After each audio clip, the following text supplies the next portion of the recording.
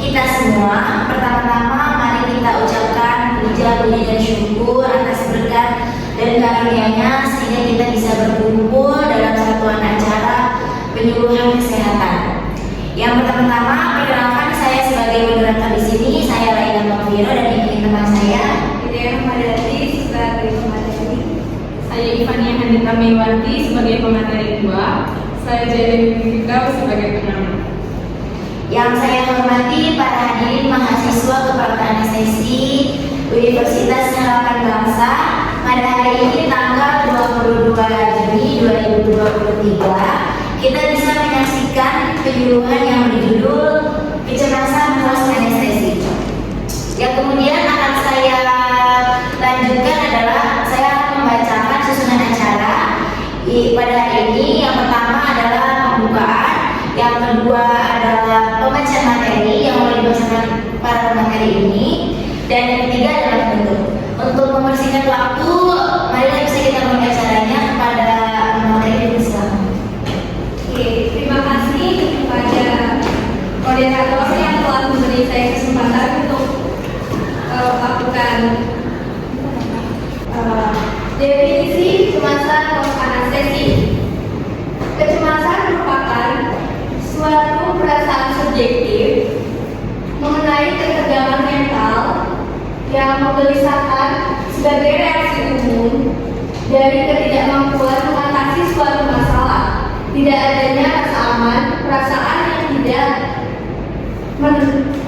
menentu tersebut pada umumnya tidak menyenangkan, yang nantinya akan menimbulkan perubahan psikologis dan fisiologis. Kecemasan dalam pandangan kesehatan juga merupakan suatu keadaan yang memuncak karena adanya ancaman terhadap kesehatan. Selanjutnya adalah penyebab kecemasan pos anestesi. Yang pertama adalah penyebab biologis. Kecemasan terjadi karena adanya reaksi dari saraf otonom yang berlebihan dengan naiknya sistem tonus saraf simpatis, sehingga terjadi peningkatan kelepasan katekololamin dan naiknya neosineprin. Yang kedua ada psikologis. Kecemasan terjadi akibat impuls bawah sadar, di mana terjadi suatu peningkatan yang bersifat subjektif atas adanya bahaya yang tidak dikenali sumbernya. Yang ketiga ada penyebab sosial. Kecemasan timbul akibat hubungan intrapersonal, di mana individu menerima suatu keadaan yang menurutnya tidak disenangi oleh orang lain tentang penilaian atas opininya. Faktor-faktor yang mempengaruhi kecemasan pos anestesi. Yang pertama ada faktor lingkungan, yang kedua ada keinginan tidak tercapai, yang ketiga kehilangan kemandirian, yang keempat berpisah dengan pasangan atau keluarga, yang kelima adalah masalah ekonomi, yang keenam ancaman penyakit yang lebih parah, yang ketujuh kurangi informasi, dan yang kedelapan adalah masalah pengobatannya. Selanjutnya ada penata laksana kecemasan pos anestesi. Mobilisasi dini adalah suatu upaya mempertahankan kemandirian sedini mungkin dengan cara membimbing penderita mempertahankan fungsi fisiologis. Mobilisasi dini juga didefinisikan sebagai suatu proses, posisi atau adanya kegiatan yang dilakukan pasien setelah beberapa jam pos atau pasca anestesi. Selanjutnya akan dibawakan oleh materi yang kedua. Nah, jadi di sini saya akan melanjutkan dari pemateri 1, yaitu ada tujuan mobilisasi dini pada pos anestesi. Nah, yang pertama itu mempertahankan fungsi tubuh, yang kedua memperlancar peredaran darah, dan yang ketiga membantu peran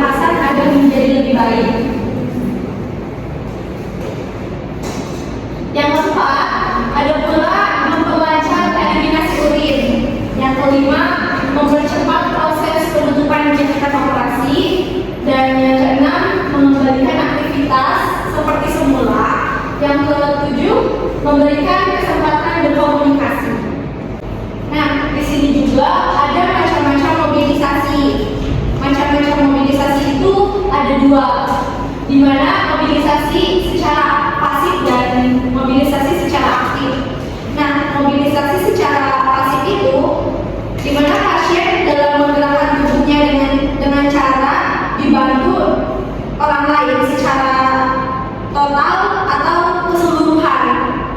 Dan mobilisasi secara aktif itu di mana pasien dalam menggerakkan tubuhnya dilakukan secara mandiri tanpa bantuan orang lain. Manfaat mobilisasi di sini itu yang pertama ada dengan bergerak otot-otot perut dan panggul akan kembali menjadi normal. Dan yang kedua, mencegah terjadinya trombosis dan tromboemboli dengan mobilisasi sirkulasi darah normal atau lancar.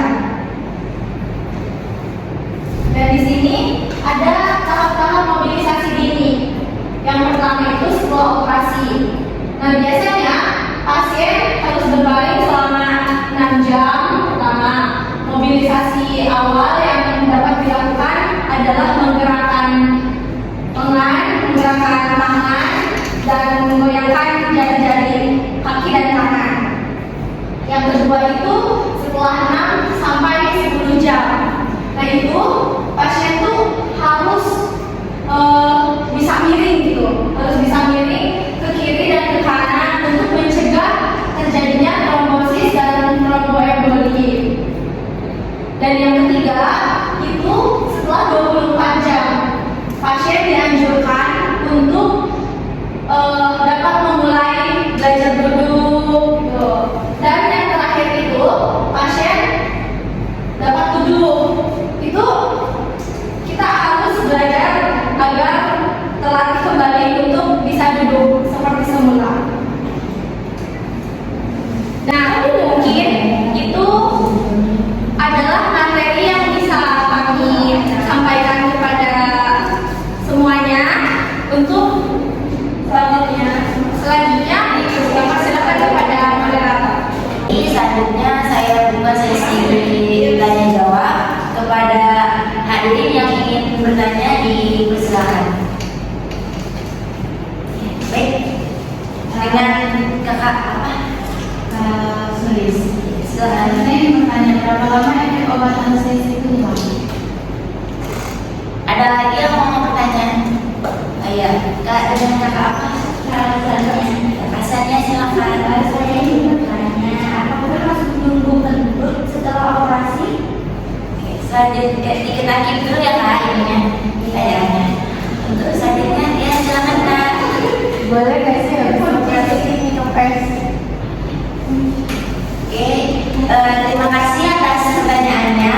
Pertanyaannya saya lempar ke pemateri. Pemateri boleh bisa jawab? Baik, di sini saya akan menjawab pertanyaan dari saudari Aya. Bolehkah pasca operasi minum es? Pada dasarnya tidak ada larangan untuk mengkonsumsi minuman dingin ataupun es pasca operasi. Segera setelah operasinya, bila ada sudah diperbolehkan untuk minum dan makan, Anda sudah boleh minum minuman dengan menggunakan es. Minuman dingin tidak akan mengganggu penyembuhan luka operasi ataupun mengganggu pencernaan Anda. Selanjutnya, saya akan menjawab pertanyaan dari saudari Sulis. Berapa lama efek obat anestesi hilang?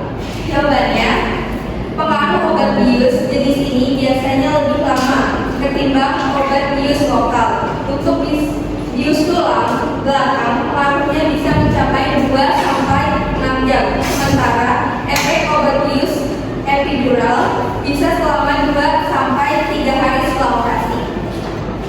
Selanjutnya, saya persilakan kepada pemateri juga untuk menjawab pertanyaan dari saudari Sani. Jadi saya akan menjawab pertanyaan dari Sania. Pertanyaannya, apakah harus menunggu kentut setelah operasi? Benar?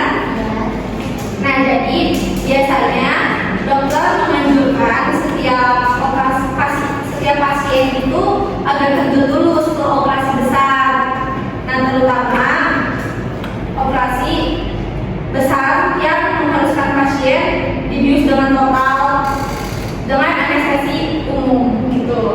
Terima kasih Mbak. Ya, sama-sama. Baiklah, dari materi yang telah disampaikan, saya ingin menanyakan kepada para hadirin untuk memperjelas dan mempertegas apa yang sudah kalian dapat dari materi yang telah disampaikan tadi. Pertanyaan pertama, saya ingin bertanya kepada Mbak yang ini, mohon maaf Mbak, namanya siapa Mbak? Oke, Mbak Wadi, saya mau nanya ya, apa yang bisa kita lakukan dalam mengatasi kecemasan post anestesi? Izin menjawab dengan cara melakukan prosedur penata laksanaan mobilisasi dini. Oh, iya. Untuk pertanyaan kedua, saya ingin bertanya kepada Mbak yang sebelah Mbak Wadi siapa? Oke, Mbak Ina, saya ingin bertanya, apa saja tahap-tahapan mobilisasi dini? 1. Setelah operasi, pasien harus berbaring selama 6 jam pertama. 2. Setelah 6 jam sampai 10 jam, pasien diharuskan untuk dapat miring ke kiri dan ke kanan mencegah trombolitis dan tromboemboli. 3. Selama 24 jam, pasien dianjurkan untuk dapat mulai belajar untuk duduk. 4. Setelah pasien dapat duduk, dianjurkan pasien belajar berjalan. Oke, baiklah, tiba kita pada penghujung acara pada hari ini. Saya ucapkan terima kasih kepada para hadirin atas antusias dan perhatiannya.